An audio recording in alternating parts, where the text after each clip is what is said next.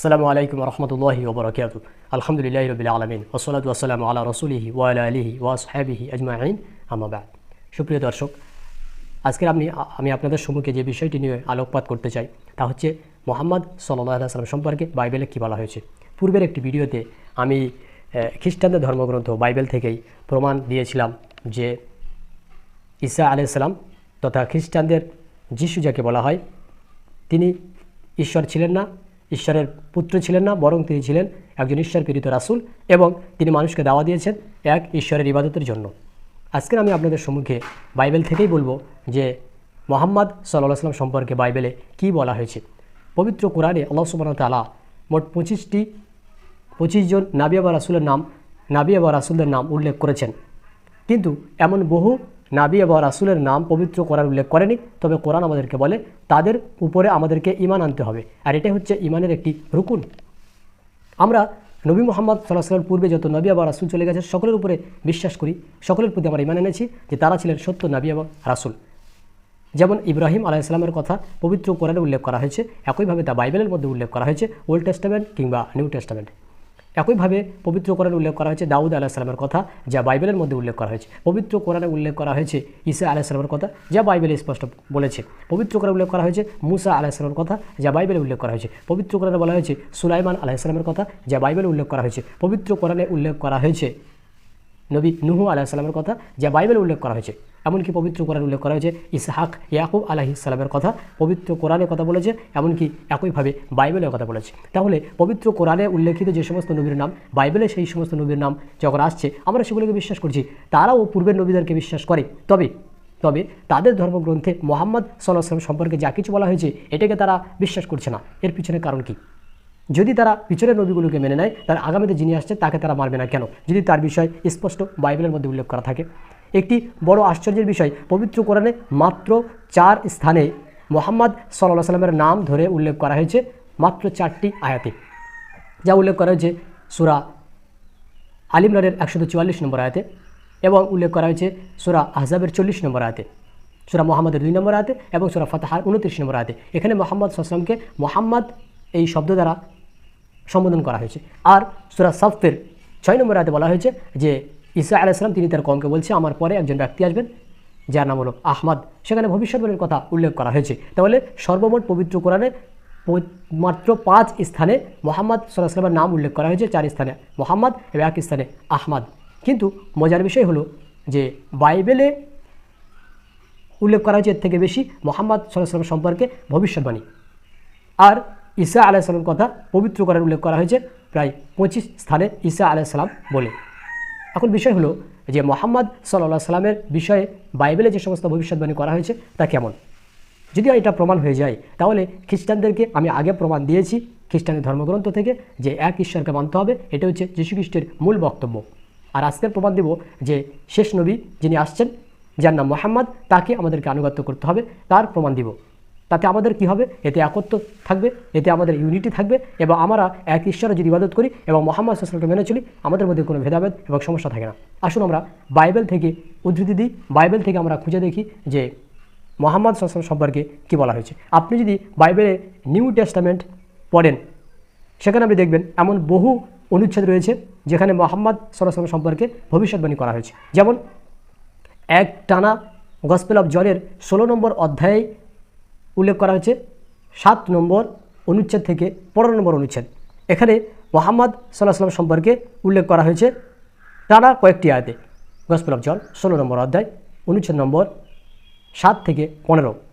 সেখানে বলা হয়েছে ঈসা যিশু তিনি বলছেন, কিন্তু আমি তোমাদেরকে সত্যি বলছি আমার যাওয়া তোমাদের পক্ষে ভালো, কারণ আমি যদি না যাই তাহলে সেই সাহায্যকারী তোমাদের নিকটে আসবেন না, কিন্তু আমি যদি যাই তাহলে আমি তাকে তোমাদের নিকটে পাঠিয়ে দেব।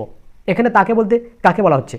এরপর বলা হচ্ছে যখন সেই সাহায্যকারী আসবেন তখন তিনি পাপ, ন্যায় পরায়ণতা ও বিচার সম্পর্কে জগতের মানুষকে চেতনা দিবেন। এরপরে বলা হচ্ছে তিনি পাপ সম্পর্কে চেতনা দিবেন কারণ তারা আমাদের বিশ্বাস করে না, তিনি তাদেরকে পাপ সম্পর্কে চেতনা দিবেন। ন্যায় পরায়ণতা সম্পর্কে বোঝাবেন কারণ এখন আমি পিতার কাছে যাচ্ছি আর তোমরা আমায় দেখতে পাবে না। এরপরে বলা হচ্ছে বিচার সম্বন্ধে চেতনা দেবেন, কারণ এই জগতে যে শাসক তার বিচার হয়ে গেছে। তোমাদের বলবার মতো আমার আরও এখনও অনেক কথাই আছে, কিন্তু সেগুলো তোমাদের গ্রহণ করার পক্ষে অতিরিক্ত হয়ে যাবে। সেজন্য তিনি বলছেন আমি এখন তোমাদের কাছে এই কথাগুলো বলবো না। এরপরে তিনি উল্লেখ করছেন সত্যের আত্মা যখন আসবেন তখন তিনি সকল সত্যের মধ্যে তোমাদেরকে পরিচালিত করবেন। তিনি নিজে থেকে কিছু বলবেন না, কিন্তু তিনি যা শোনেন তাই বলেন, নিজে থেকে তিনি কিছু বলেন না। আর আগামী দিনে কি ঘটতে চলেছে তা তিনি তোমাদের কাছে বলবেন। তিনি আমাকে মহামান্বিত করবেন, কারণ আমি যা বলি তাই তিনি গ্রহণ করবেন এবং তোমাদেরকে তা বলবেন। এই অনুচ্ছেদগুলো স্পষ্টভাবে আপনি যদি দেখেন তাহলে এখানে কয়েকটি পয়েন্ট আমরা উল্লেখ করতে পারি। গসপেল অফ জন 16 নম্বর অধ্যায় অনুচ্ছেদ নম্বর 7 থেকে 15। 1 নম্বর পয়েন্ট, তিনি নিজে কিছু বলেন না, তিনি যা শোনেন তাই বলেন। এই কথাটি ভবিষ্যৎবাণী করে মুহাম্মদ সাল্লাল্লাহু আলাইহি ওয়াসাল্লাম সম্পর্কে। পবিত্র কোরআন উল্লেখ করেছে মুহাম্মদ সাল্লাল্লাহু আলাইহি ওয়াসাল্লাম নিজে থেকে কোনো কথা বলতেন না, যা উল্লেখ করা হয়েছে সূরা নাজমের 3 এবং 4 নম্বর আয়াতে। ওয়ামা ইয়ানতিকু আনিল হাওয়া ইন হুয়া ইল্লা ওয়াহয়ুন ইউহা। মুহাম্মদ সাল্লাল্লাহু আলাইহি ওয়াসাল্লাম তিনি নিজে থেকে কোনো কথা বলতেন না, তার উপরে যা ওয়াহি হতো তিনি তদনুযায়ী বলতেন। উক্ত আয়াত প্রমাণ করে মুহাম্মদ সাল্লাল্লাহু আলাইহি ওয়াসাল্লাম তিনি নিজে থেকে কোনো কথা বলেন না। এরপরে সূরা হাক্কের 44 থেকে 47 নম্বর আয়াতে উল্লেখ করা হয়েছে যে সে যদি অর্থাৎ মুহাম্মদ সাল্লাল্লাহু আলাইহি ওয়াসাল্লাম যদি আমার নামে কোনো কথা রচনা করত তবে আমি তার দক্ষিণ হস্ত ধরে ফেলতাম, অতঃপর তা কেটে দিতাম গ্রীবাকে, কেটে দিতাম, আর তোমাদের কেউ তাকে আমার হাত থেকে রক্ষা করতে পারত না। এখন এই উদ্ধৃতি স্পষ্ট করে মুহাম্মদ সাল্লাল্লাহু আলাইহি ওয়াসাল্লাম তিনি নিজের থেকে কোনো কথা বলেননি। এরপরে আমরা আসি দ্বিতীয় নম্বর পয়েন্টে। এখানে উল্লেখ করা হয়েছে গসপেল অফ জনের 16 নম্বর অধ্যায়ের 7 থেকে 15 নম্বর অনুচ্ছেদের অনুপাতে দ্বিতীয় পয়েন্টের কথা। আগামী দিনে কি ঘটতে চলেছে তা তিনি তোমাদেরকে বলবেন। আগামী দিনে কি ঘটতে চলেছে কিয়ামতের আলামা মুহাম্মদ সাল্লাল্লাহু আলাইহি ওয়াসাল্লাম তিনি আমাদেরকে বলে গেছেন, যেমন দাজ্জালের আবির্ভাব, মাহদী আলাইহিস সালামের আবির্ভাব, দাব্বাতুল আরদের প্রকাশ, একইভাবে পশ্চিম দিক থেকে সূর্য উদয়, ইয়াজুজ মাজুজের আগমন, এগুলো রাসূল সাল্লাল্লাহু আলাইহি ওয়াসাল্লাম আমাদেরকে বলে গেছেন কিয়ামতের আলামা ভবিষ্যৎবাণী নিয়ে। এখানেও এই শ্লোকটি বা এই উদ্ধৃতিটি প্রমাণ করে যে এখানে মুহাম্মদ সাল্লাল্লাহু আলাইহি ওয়াসাল্লাম সম্পর্কে ভবিষ্যৎবাণী করা হয়েছে। এরপরে তৃতীয় পয়েন্টে আমরা আসি, সেখানে বলা হয়েছে তিনি আমাকে মহামান্বিত করবেন। এই অংশটি বলা হচ্ছে ঈসা আলাইহিস সালাম তথা যীশু খ্রিস্ট তিনি বলছেন যে আমার পরে একজন নবী আসবেন, আমার পরে একজন ভাববাদী আসবেন, যিনি আমার বিষয়ে তোমাদের নিকটে বলবেন এবং আমাকে সম্মানী করবেন, মহামান্বিত করবেন। আমরা জানি যে ঈসা আলাইহিস সালাম সম্পর্কে পবিত্র কোরআনে আল্লাহ সুবহানাহু ওয়া তাআলা অনেক মুজিজার কথা উল্লেখ করেছেন, যেগুলো মুহাম্মদ সাল্লাল্লাহু আলাইহি ওয়াসাল্লাম তার সাহাবাদেরকে শুনিয়েছেন। এমনকি রাসূল সাল্লাল্লাহু আলাইহি ওয়াসাল্লাম নিজেই ঈসা আলাইহিস সালামের বিষয়ে অনেক কথাই বলে গেছেন, যেগুলো তার মর্যাদাকে বৃদ্ধি করে। এমনকি পবিত্র কোরআনে রাসূল সাল্লাল্লাহু আলাইহি ওয়াসাল্লামের নাম ধরে যতবার উল্লেখ করা হয়েছে তার থেকে বেশি ঈসা আলাইহিস সালামের নাম ধরে তথা খ্রিস্টানরা যাকে যিশু বলে তার নাম ধরে উল্লেখ করা হয়েছে। আর আমরা এটাও জানি যে পবিত্র কোরআন ঈসা আলাইহিস সালামের মা মারিয়ামের বিষয়ে এতটা সম্মান দিয়েছে যে তার নামে আল্লাহ সুবহানাহু ওয়া তাআলা একটি সূরা অবতীর্ণ করলেন, সূরা মারিয়াম।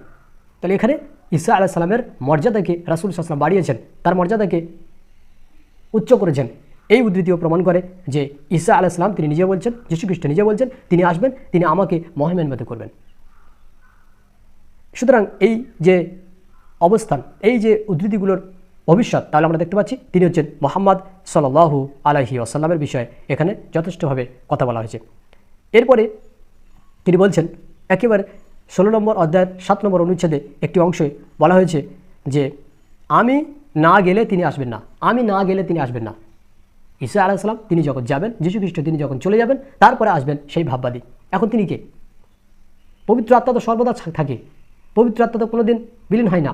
তাহলে এখান থেকে প্রমাণ হয় যীশু খ্রিস্ট তিনি নিজের কথা বলছেন না, তিনি অন্য কারোর কথা বলছেন না, তিনি বলছেন আমি যখন চলে যাব তারপরে তিনি আসবেন, অর্থাৎ তিনি চলে যাওয়ার পরে তবেই মুহাম্মদ সাল্লাল্লাহু আলাইহি ওয়াসাল্লামের আগমন ঘটবে। কাজেই তিনি চলে গেছেন আল্লাহ সুবহানাহু ওয়া তাআলার নিকটে, আল্লাহ সুবহানাহু ওয়া তাআলা তাকে উঠিয়ে নিয়েছেন এবং তার পরবর্তীতে আল্লাহ সুবহানাহু ওয়া তাআলা প্রেরণ করলেন মুহাম্মদ সাল্লাল্লাহু আলাইহি ওয়াসাল্লামকে। তাহলে এখান থেকে স্পষ্ট হয় যে বাইবেলের নিউ টেস্টামেন্ট অনুপাতে মুহাম্মদ সাল্লাল্লাহু আলাইহি ওয়াসাল্লামের সম্পর্কে ভবিষ্যৎবাণী করা হয়েছে এবং যে ব্যক্তির সম্পর্কে সেখানে কথা বলা হয়েছে তা মুহাম্মদ সাল্লাল্লাহু আলাইহি ওয়াসাল্লামকে ইঙ্গিত করা হয়েছে স্পষ্টভাবে।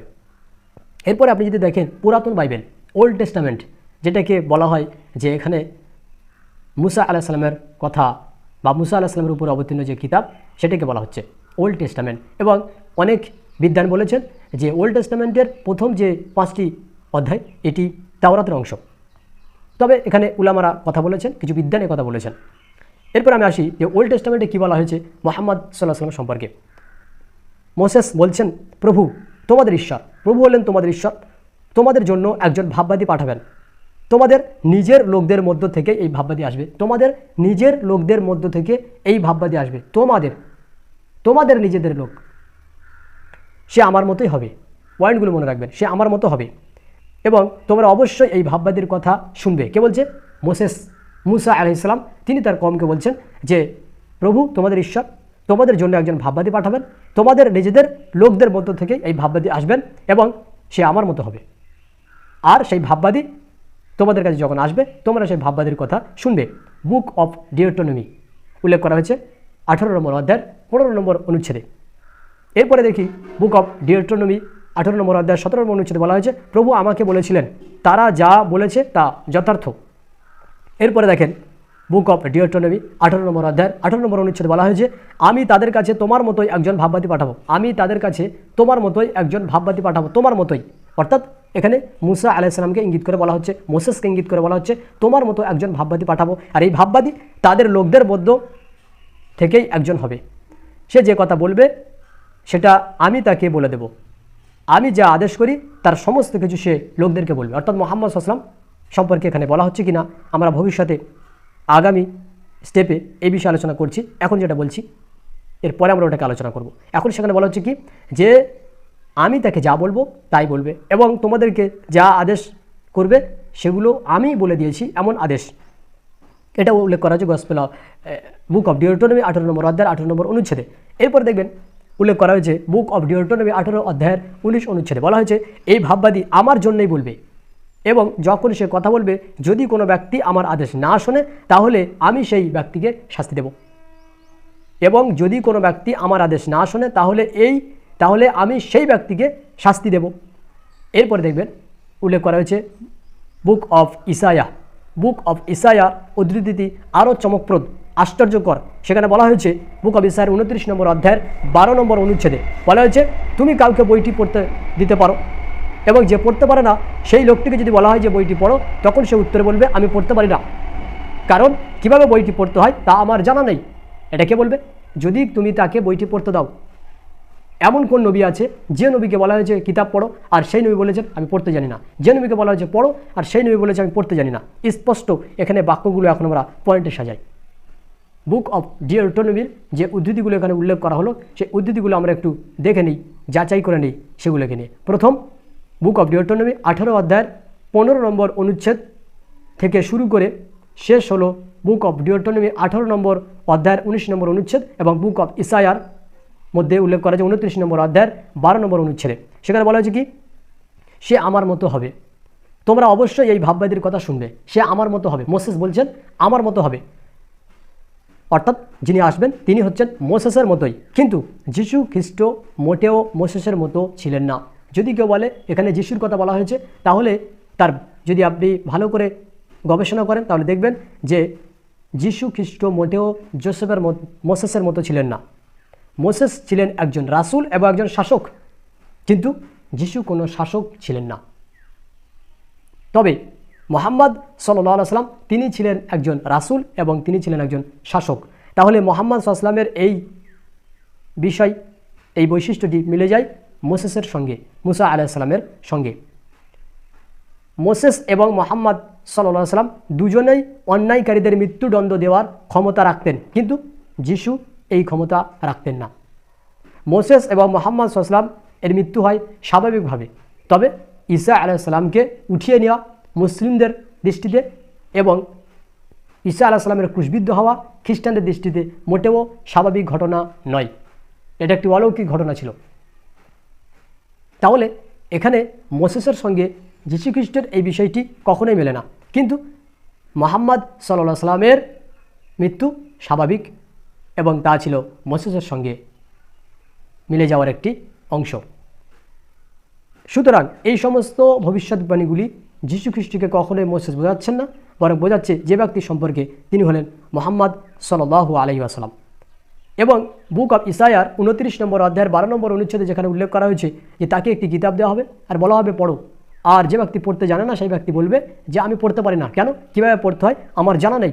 আপনি যদি দেখেন যে আমাদের নবী মুহাম্মদ সাল্লাল্লাহু আলাইহি ওয়াসাল্লামের উপরে কীভাবে প্রথম ওহী অবতীর্ণ হয়, এটা বিস্তারিত আলোচনা করা হয়েছে সহিহ বুখারীর মধ্যে কিতাবুল ওয়াহী একেবারে শুরুতে 3 নম্বর হাদিস। সেখানে বলা হয়েছে রাসূল সাল্লাল্লাহু আলাইহি ওয়াসাল্লামের উপরে যখন জিবরিল ওয়াহী আনলেন আর আমাদের নবীকে বললেন ইকরা, আপনি পড়ুন, তখন আমাদের নবী সাল্লাল্লাহু আলাইহি ওয়াসাল্লাম তিনি বলেছিলেন যে আমি পড়তে পারি না, আমি পড়তে পারি না। তাহলে এই ভবিষ্যৎবাণী বাইবেলের মধ্যে যে ভবিষ্যৎবাণী করা হয়েছে হুবহু মিলে যায়। তাহলে বাইবেলের এই উদ্ধৃতি থেকে স্পষ্ট প্রমাণ হয় যে এখানে বলা হচ্ছে মুহাম্মদ সাল্লাল্লাহু আলাইহি ওয়াসাল্লামের ওহীর সম্পর্কে, যে তার নিকটে কিতাব দেওয়া হবে, পড়তে বলা হবে তাকে, আর সে বলবে, অর্থাৎ তিনি বলবেন যে আমি পড়তে পারি না। ইতিহাস দেখলে আমরা স্পষ্ট বুঝতে পারি যে এই ঘটনাটা পৃথিবীতে যে নবীর সঙ্গে ঘটেছে তা হলো মুহাম্মদ সাল্লাল্লাহু আলাইহি ওয়াসাল্লাম। তাহলে বাইবেলের বুক অব ইসরায়েল 29 নম্বর অধ্যায়ের 12 নম্বর অনুচ্ছেদ থেকে স্পষ্ট প্রমাণ হয় যে মুহাম্মদ সাল্লাল্লাহু আলাইহি ওয়াসাল্লাম সম্পর্কে উল্লেখ করা হয়েছে, তার নিকটে ফেরেশতা এসেছিলেন। আর এই ঘটনাটি আপনি দেখবেন উল্লেখ করা হয়েছে সহিহ বুখারীর বিভিন্ন স্থানে। খাদিজা রাদিয়াল্লাহু আনহা ওরাকা বিন নাওফালের নিকটে আল্লাহ আমাদের নবীকে নিয়ে গেলেন, আর ওরাকা বিন নাওফাল নিজে থেকে প্রমাণ দিলেন যে এই ব্যক্তি হলো ওই ব্যক্তি যিনি হচ্ছে জিবরাইল আলাইহিস সালাম। কেন, জিবরাইল আলাইহিস সালাম এসেছিলেন মুসার উপরে, মুসার নিকটে, একইভাবে এসেছে আপনার নিকটে, অর্থাৎ মুহাম্মদ সাল্লাল্লাহু আলাইহি ওয়াসাল্লামের নিকটে। সেই যুগে ওরাকা বিন নাওফাল ছিল একজন নাসরা ধর্মী মানুষ, নাসরানিয়া, এবং তিনি ইব্রানি ভাষাতে ইনজিল লিখতেন। তিনি বলেছেন যে এই ব্যক্তির নিকটে এসেছে জিবরাইল, এবং এই জিবরাইল এসেছিল মুসার নিকটে। স্পষ্ট প্রমাণ হয় যে মুহাম্মদ সাল্লাল্লাহু আলাইহি ওয়াসাল্লাম সম্পর্কে বলা হয়েছে এই সমস্ত ভবিষ্যৎবাণীগুলি, আর অন্য কোনো ব্যক্তির জন্য এই ভবিষ্যৎবাণী প্রযোজ্য নয়। সুতরাং বাইবেল থেকে স্পষ্টভাবে প্রমাণ হয় যে বাইবেলের মধ্যে উল্লেখ করা হয়েছে মুহাম্মদ সাল্লাল্লাহু আলাইহি ওয়াসাল্লাম সম্পর্কে। এখানে বলা হয়েছে যে যখন সে তোমাদের কাছে বার্তাগুলো বলবে তোমরা তার কথাগুলো শুনবে। তাহলে যদি কেউ খ্রিস্টান ধর্ম পালন করতে চায়, যদি কেউ ইহুদি ধর্ম পালন করতে চায়, তাদের উচিত হবে ধর্মগ্রন্থের আলোকে মুহাম্মদ সাল্লাল্লাহু আলাইহি ওয়াসাল্লামের আনুগত্য করা, তার মতো করে দিন মানা, নইলে তাদের দিন বাতিল, গ্রহণযোগ্য নয়। কারণ এটা আমার কথা নয়, এটা বাইবেল অনুযায়ী আমি বলছি, বাইবেল অনুযায়ী এই কথাগুলো উল্লেখ করা হচ্ছে। আপনি যদি মনে করেন এই কথাগুলোর কোনো ভিত্তি আছে কিনা, তাহলে আপনি নিজে একটি বাইবেল কিনে নেন এবং তা অধ্যয়ন করতে শুরু করে দেন, এবং এই ভবিষ্যৎবাণীগুলো নিয়ে আপনি একটু গবেষণা করতে থাকেন।